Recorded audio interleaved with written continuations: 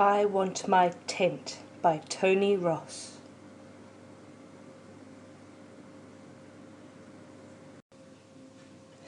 Gilbert sat quietly while the little princess read him a story. She was hosting a tea party in her brand new washing line tent. I made it all by myself, she grinned proudly. Suddenly there was a loud shriek outside. My sheets! The maid stuck her head in. Sorry, princess, but you can't play with my sheets. I have lots of royal beds to make. The tent was unpegged and folded up in seconds. You've ruined my game, gasped the little princess. Maybe you could play something else, replied the maid, but the little princess only wanted to play camping. The little princess loaded Gilbert and all the toys back into her pram. I'll make another tent, she decided, better than that silly old sheet. She marched through the garden until she spotted the right place. Maybe... The little princess crawled under the table and sat down. It wasn't much fun. No, she frowned. My tent has to be special. As she walked across the lawn, the little princess spotted the king's croquet mallets. I could use those to make another tent. The little princess worked hard. She carefully held all the mallets together, tying them in place with a skipping rope. When she threw her blanket over the top, it turned into an incredible purple teepee.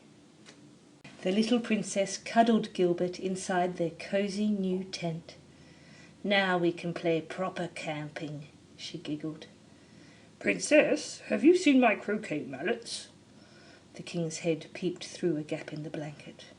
The little princess sighed. I'm afraid I need them for an important game, the king explained as he carried them away. The little princess's lovely new tent collapsed. The little princess stomped up to her bedroom. It's not fair, she muttered. Everyone keeps spoiling my game. She stood on tiptoe and gazed out of the window.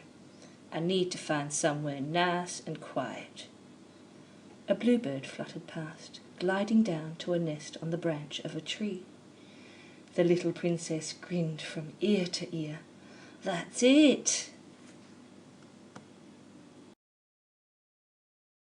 The little princess threw her purple blanket over the branch, then stood back to admire it.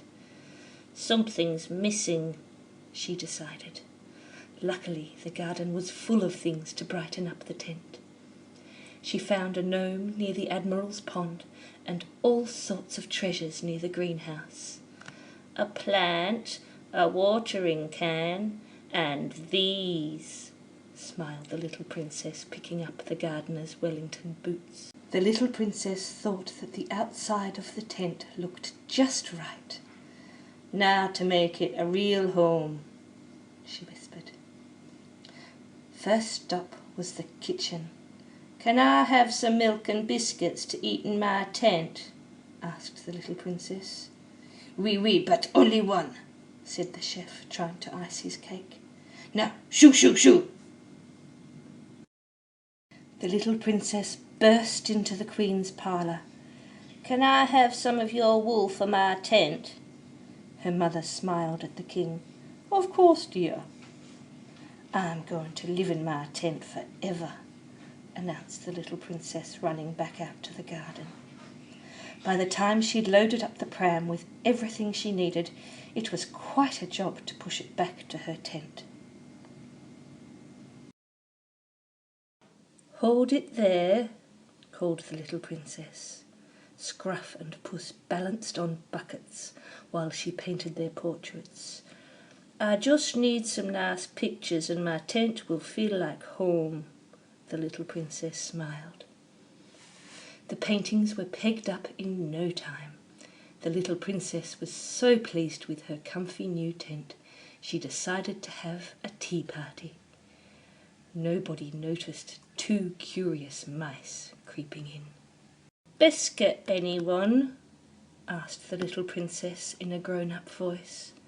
She proudly lifted up the bucket that was keeping her biscuit plate fresh. The little princess gasped.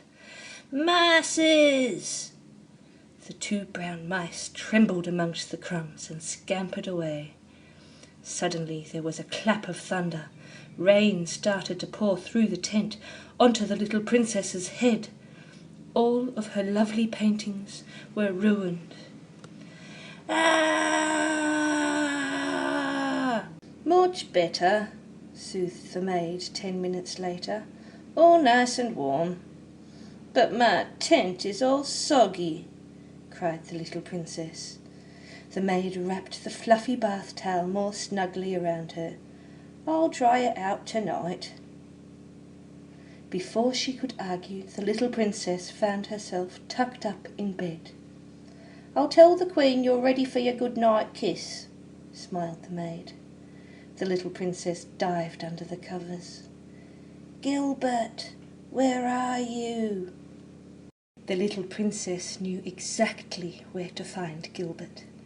She crept down the castle staircase and then made a dash for the castle laundry. "Shh!"